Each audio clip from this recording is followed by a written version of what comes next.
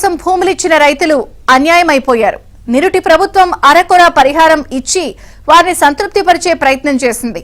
తాము అధికారంలోకి వస్తే రెట్టింపు పరిహారం ఇస్తామని హామీ పలికిన కాంగ్రెస్ పార్టీ ఇప్పుడు తాత్సారం చేయడంతో బాధితులు రగిలిపోతున్నారు.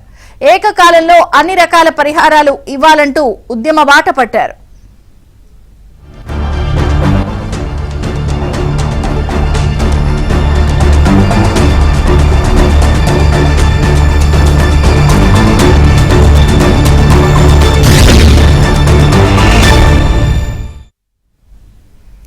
పాలమూరు రంగారెడ్డి ఎత్తిపోతల పథకంలో కీలకమైన ఉదండాపూర్ రిజర్వాయర్ పనుల్లో మరోసారి ఆటంకం ఏర్పడింది.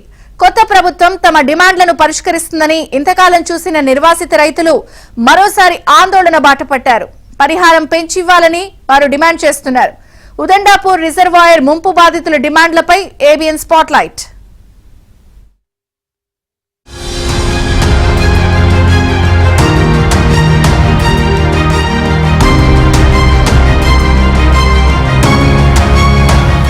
కాంగ్రెస్ ప్రభుత్వం పాత ప్రాజెక్టులపై దృష్టి సారించి పనులు సాగేలా చూస్తోంది. కానీ నిర్వాసితుల డిమాండ్లను పరిష్కరించడంలో సరైన నిర్ణయం తీసుకోలేకపోతోందన్న ఆరోపణలు ఉన్నాయి. దాంతో ఇంతకాలం చూసిన నిర్వాసితులు మళ్లీ ఆందోళన బాట పట్టాల్సిన అనివార్యత ఏర్పడింది.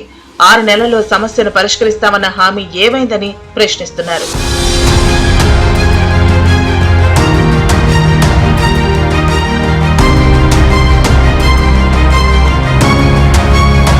పాలమూరు రంగారెడ్డి ఎత్తిపోతల పథకాల్లో భాగంగా నిర్మితమవుతున్న ఉదండాపూర్ రిజర్వాయర్ బాధిత రైతుల రిలే నిరాహార దీక్షలు కొనసాగుతున్నాయి.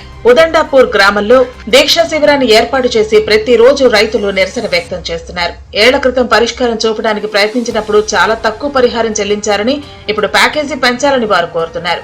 ప్రస్తుతం 18 ఏళ్లు నిండిన వాళ్లు చాలా మంది ఉన్నారని, వారిని కూడా వేరు కుటుంబంగా పరిగణించి పరిహారం ప్యాకేజీ ఇవ్వాలని ఇప్పటికే 9 ఏళ్లుగా ఎదురు చూస్తున్నామని, రిజర్వాయర్ మట్టి కోసం తీసిన గుంతల్లో ఎంతో మంది చిన్నారులు పడి చనిపోయారని వారు ఆవేదన వ్యక్తం చేస్తున్నారు. ఇవ్వాల్సిన పరిహారంతో పాటు ప్యాకేజీ మొత్తాన్ని ఒకే విడతలో ఇవ్వాలని నిర్వాసితులు డిమాండ్ చేస్తున్నారు. వారికి మహబూబ్ నగర్ ఎంపీ డీకే అరుణ మద్దతు పలికారు. సర్వం కోల్పోతున్న నిర్వాసితుల డిమాండ్లు చాలా సహేతుకమైనవేనని, వాటిని జిల్లా బిడ్డగా ఉన్న సీఎం రేవంత్ రెడ్డి వెంటనే పరిష్కరించాలని డీకే అరుణ అన్నారు. నేను ముఖ్యమంత్రి గారిని ఒకటి అడుగుతున్నా, మీరు పాలమూరు బిడ్డనని పదే పదే చెప్పుకుంటారు కదా, మరి పాలమూరు బిడ్డ అయి ఉండి మరి పాలమూరు బిడ్డల యొక్క కష్టాన్ని మీరు ఎందుకు అర్థం చేసుకోలేకపోతున్నారు? ఈ సమస్యని ఎంబడే ఎందుకు పరిష్కారం చేయలేకపోతున్నారు? మీరు నిజంగా పాలమూరు రంగారెడ్డి ప్రాజెక్టు పూర్తి చేయాలని చిత్తశుద్ధి లేదా మమ అనిపించి కాంట్రాక్ట్లు ఇచ్చేదో 4 బిల్లులు ఇచ్చి దాంతో పర్సెంటేజ్లు ఎత్తుకొని పోవాలని చూస్తున్నారా? నిజంగా ప్రాజెక్టు పూర్తి కావాలని లక్ష్యమే ఉంటే మరి ముంపు బాధితులకు వాళ్ళకి ఇవ్వాల్సిన నష్టపరిహారాన్ని వెంబడే చెల్లించి ఇలా పనులు పూర్తయ్యే విధంగా చొరవ తీసుకోవాలి. కానీ ఉమ్మడి మహబూబ్ నగర్ రంగారెడ్డి జిల్లాలో 12 లక్షల ఎకరాలు, నల్గొండ జిల్లాలో 30,000 ఎకరాలకు సాగునీరు, వేలాది గ్రామాలకు తాగునీటిని అందించేందుకు నిర్మితమవుతున్న పాలమూరు రంగారెడ్డి ఎత్తిపోతల పథకం పనులలో ప్రస్తుతం పురోగతి కనిపిస్తోంది. గత అసెంబ్లీ ఎన్నికల కన్నా ముందు నుంచి ఎక్కడ వేసిన గొంగడి అక్కడే అన్న చందంగా ఉన్న పనుల్లో సీఎం రేవంత్ రెడ్డి చొరవతో చలనం వచ్చింది. ఎప్పటికప్పుడు పెండింగ్ బిల్లులు చెల్లిస్తూ ఉండటంతో కాంట్రాక్టర్లు ఎక్కడికక్కడ పనులను వేగవంతం చేశారు. ముఖ్యంగా కరువైన రిజర్వాయర్ పూర్తి కాబోతోంది. ఇక ఉదండాపూర్ పై అధికారులు దృష్టి సారించారు. అయితే ముంపు గ్రామాల పరంగా చూస్తే ఉదండాపూర్ లోనే అత్యధిక ఆవాసాలు ముంపునకు గురవుతున్నాయి. 5,297 ఎకరాల భూమి రిజర్వాయర్ కోసం సేకరించారు. అలాగే ఉదండాపూర్, వల్లూరు గ్రామాలతో పాటు 5 తాండాలు కూడా ముంపు బారిన పడుతున్నాయి. రిజర్వాయర్ కోసం కావాల్సిన భూమిని ఉదండాపూర్, వల్లూరు, కిష్టారం గ్రామాలతో పాటుగా పోలేపల్లి గ్రామ పరిధిలో కూడా సేకరించాల్సి వచ్చింది.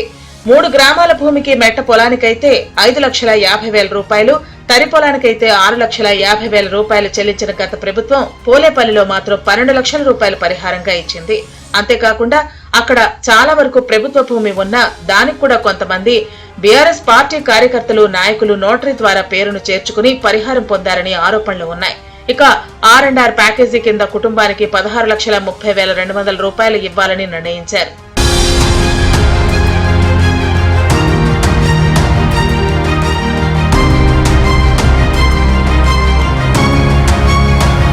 అయితే గతంలో జరిగిన అవకతవకలను పెద్ద ఎత్తున కాంగ్రెస్ నాయకులు ప్రచారాస్త్రాలుగా ఉపయోగించుకున్నారు. 2 గ్రామాల మధ్య వ్యత్యాసం చూపించారని పరిహారంగా 16 లక్షలు కాదు తాము అధికారంలోకి వస్తే 25 లక్షలు ఇప్పిస్తామని, జరిగిన అవకతవకలపై సీరియస్ యాక్షన్ కూడా తీసుకుంటామని ప్రస్తుత ఎమ్మెల్యే అనిరుద్ రెడ్డి ఎన్నికల సందర్భంగా వాగ్దానం చేశారు. ఇప్పుడు కాంగ్రెస్ పాలన రావడంతో ఇక్కడి రైతాంగంలో ఆశలు చిగురించాయి.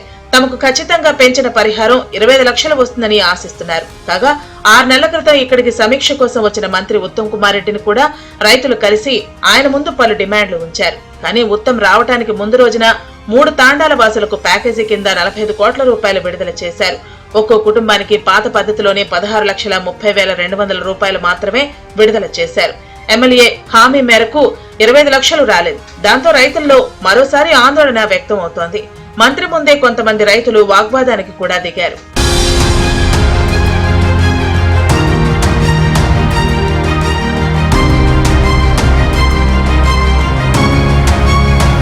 ఇదిలా ఉండగా పునరావాసం కోసం కూడా చకచక ఏర్పాట్లు కొనసాగుతున్నాయి. ముంపు గ్రామాలైన ఉదండాపూర్, వల్లూరు 5 తాండాలకు ఒకే చోట పునరావాసం కల్పించేందుకు సన్నాహాలు మొదలయ్యాయి.